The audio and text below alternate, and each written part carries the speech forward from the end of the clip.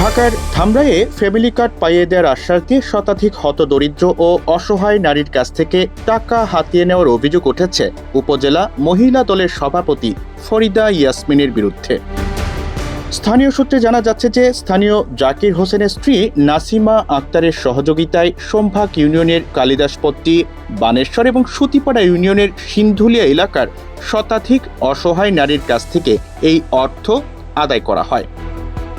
এই অভিযোগের বিষয়ে জানতে চাইলে গণমাধ্যমকে উপজেলা মহিলা দলের সভাপতি ফরিদা ইয়াসমিন সরাসরি সাক্ষাতের প্রস্তাব দিয়ে সব অভিযোগ সম্পূর্ণ মিথ্যা বলে দাবি করেন। তবে ভুক্তভোগীদের সুস্পষ্ট অভিযোগের প্রসঙ্গ তুলতেই তিনি বিষয়টি এড়িয়ে যান এবং তড়িঘড়ি করে সংযোগ কেটে দেন।